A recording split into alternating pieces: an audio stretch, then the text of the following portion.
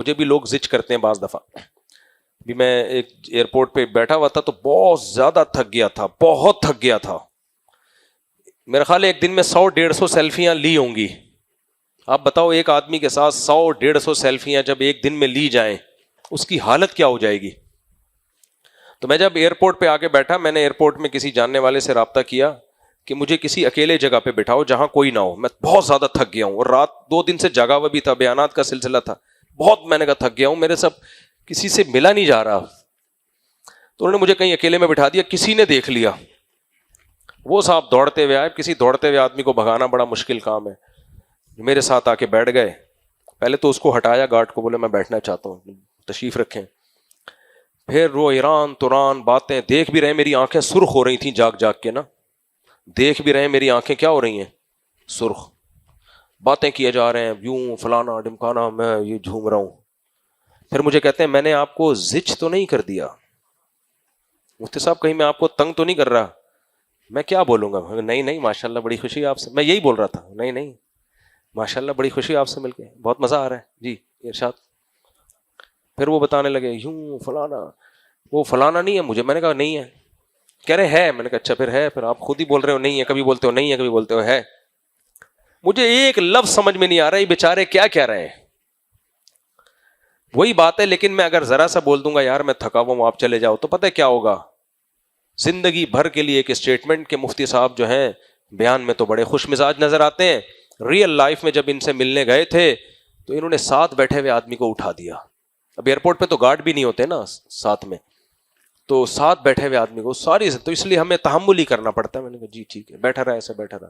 پھر مجھے افسوس اس وقت جو کہہ رہے ہیں آپ کو میں نے پریشان تو نہیں کیا, یعنی ٹیکا لگا رہے ہو, آپ بولے تکلیف تو نہیں ہو رہی ہے.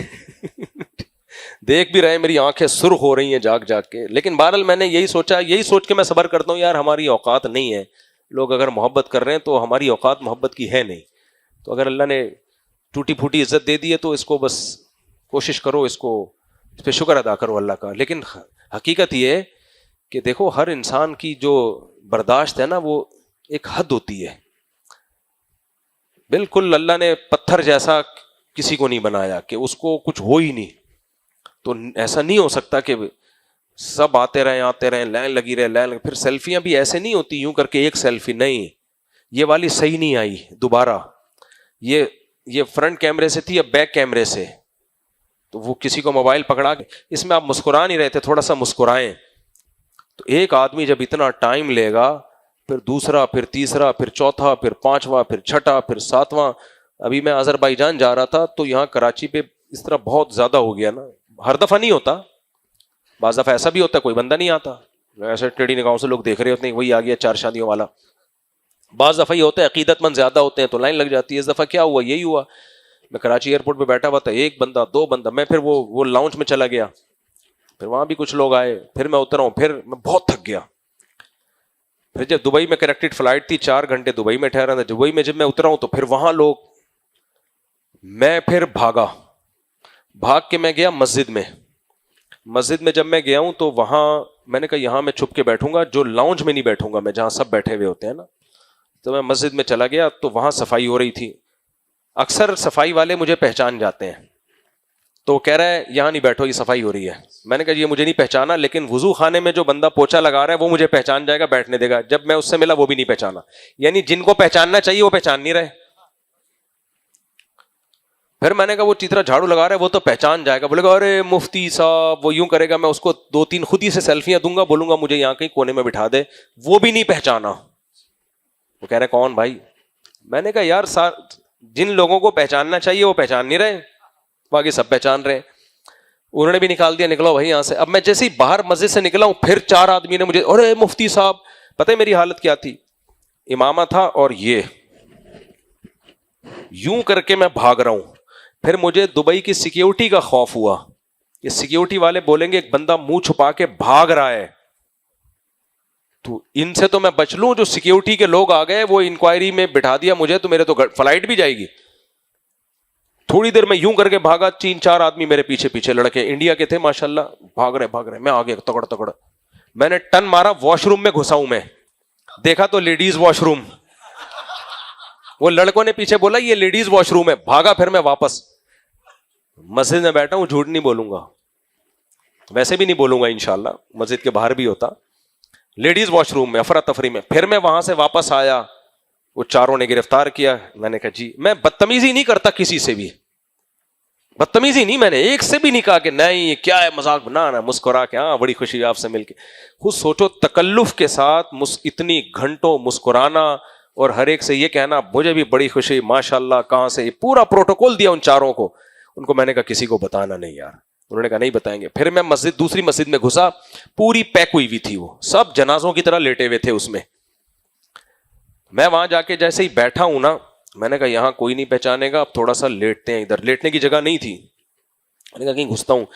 ایک انڈین تھا, اس نے یوں سوتے ہوئے نا چادر اٹھا کے مجھے دیکھا, اب نیند میں تھا تو وہ اس کو پہچان میں نہیں, جیسے کیا میں نے منہ یوں کر لیا, ایسے میں ہو گیا. پگڑی میں نے اتار دی تھی تاکہ پہچان میں نہ ہو, تو میں تھوڑا سا یوں ہو گیا نا.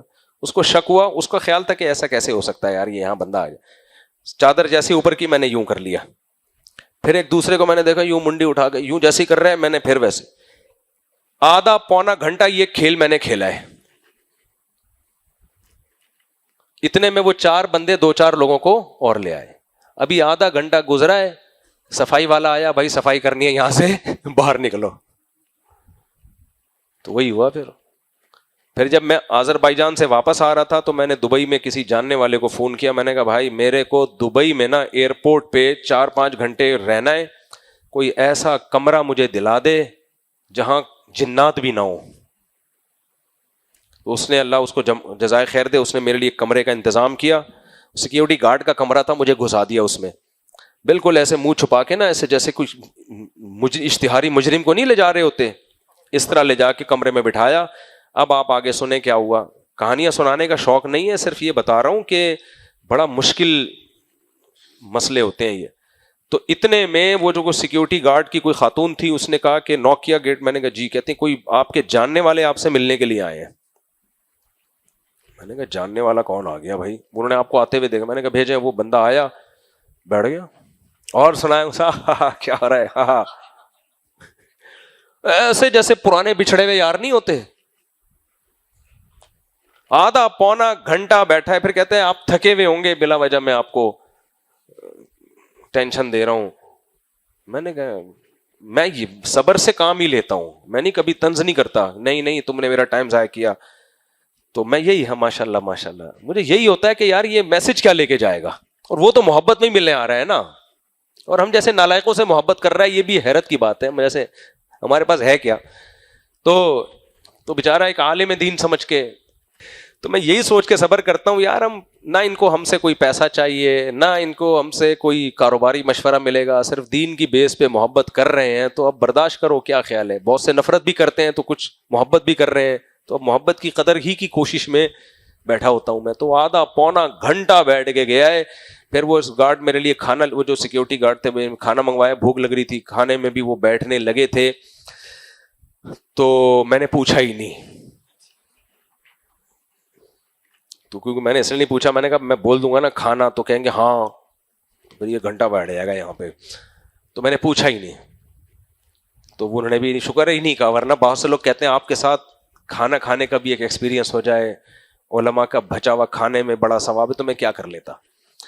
تو اس لیے میرے بھائی یہ تو خیر بات یہاں سے شروع ہوئی تھی کہ دفتروں میں بھی ایسا ہوتا ہے, لوگ کسی کا مذاق اڑا رہے ہوتے ہیں, وہ بیچارہ ڈپریشن میں جا رہا ہوتا ہے, پاگل. میں نے اپنے زندگی میں پاگل ہوتے ہوئے دیکھا ہے لوگوں کو. ہمارے محلے میں ایک بیچارہ غریب لڑکا تھا, وہ رومال بچا کے چیزیں بیچتا تھا, ٹافیاں وافیاں, لڑکے اس کا مذاق اڑاتے تھے. اتنا مذاق اڑایا اس کا, وہ پاگل ہو گیا, پاگل خانے میں داخل ہوا, پتھر مارتا تھا لوگوں کو, اور اسی پاگل ہونے کی حالت میں اس کی ڈیتھ ہوئی ہے. کیونکہ جب ایک دفعہ کوئی ایسا ہو جاتا ہے, لوگ پھر اس بچے اس کا اور زیادہ ریکارڈ لگاتے ہیں. تو یہ حرام ہے, ناجائز ہے, کسی کے ساتھ اس طرح مت کر. دوسری شادی کرنے کا طریقہ بتایا. میں 3 سال سے لڑکی کی تلاش کر رہا ہوں, مجھے نہیں مل رہی. لڑکی تلاش کر رہا ہے, تجھے نہیں مل رہی یار. لڑکی تلاش کرنے سے نہیں ملتی, آپ کے اندر کوئی قابلیت ہو, پیسہ ہو یا کوئی ہنر ہو, تو لڑکیاں آج کل بندے کو خود تلاش کرتی. ایسی مونچھیں ہوں تو کوئی اپنے آپ کو آپ اس قابل بناؤ نا کہ لڑکیاں خود تلاش کریں آپ کو. پھر آپ بھی تلاش کرو، لیکن آپ میں کچھ ہے ہی نہیں، نہ کوئی نہ پیسے ہیں آپ کے پاس، نہ کوئی ہنر ہے، یا کوئی ایسے ہینڈسم ہوتے کوئی بہت خوبصورت ہوتے، لڑکیاں مر رہی ہوتی، کچھ بھی نہیں ہے، نہ ڈولے شولے بنے ہوئے ہیں، پیٹ نکلا ہوا ہے، یہ سب چیزیں ہوتی ہیں، پھر نہیں ملتا.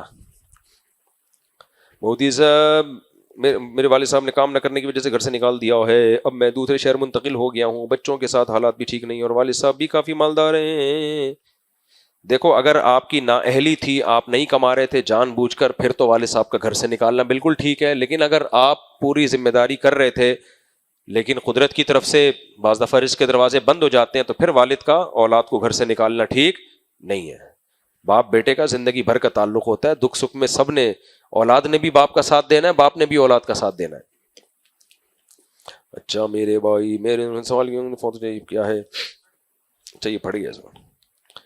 مفتی صاحب میں عدیل سندھ کے علاقے نوشہر و فیروز سے تعلق رکھتا ہوں، ہم سندھی اور حنفی مسلک کو فالو کرتے ہیں. میرا سوال ہے کہ اگر ہمارے یہاں کوئی فوت ہو جائے تو ہم اس کے جانے کے 9 ہفتے بعد ہر جمعرات کو مدرسے کے طلباء کو بلوا کر قرآن کا ختم کر کے بخشواتے ہیں. اگر مرد فوت ہوا تو 19 ہفتے، اگر عورت فوت ہوئی تو 7 ہفتے. یہ بدعت تو نہیں ہے؟ 100% بدعت ہے بھائی. اگر کوئی فوت ہو جائے اس کے پاؤں کعبہ کی طرف کیوں کیے جاتے ہیں، حالانکہ جب تک زندہ ہے تو اہتمام کرتے ہیں؟ میرے علم میں تو نہیں ہے کہ کعبہ کی طرف پاؤں کرتے ہیں تو اس کی کوئی ثبوت نہیں ہے. میت کو جب قبر میں لٹایا جائے گا تو دائیں کروٹ پہ اس کا سینہ قبلے کی طرف ہونا چاہیے. جو قبر بنے گی نا اس طرح سے بنانی چاہیے کہ اس کا جو کروٹ کے بل میت کو لٹایا جاتا ہے جو سنت طریقہ ہے، اور اس میں اس کا سینہ کہاں ہونا چاہیے؟ قبلے کی طرف. بعض لوگ سیدھا لٹاتے ہیں، صرف گردن موڑ دیتے ہیں اس کی، یہ ٹھیک نہیں ہے. پوری کروٹ کے بل لٹا کے پورا جو ہے وہ سینے کو قبلے رخ کرنا چاہیے. جزاک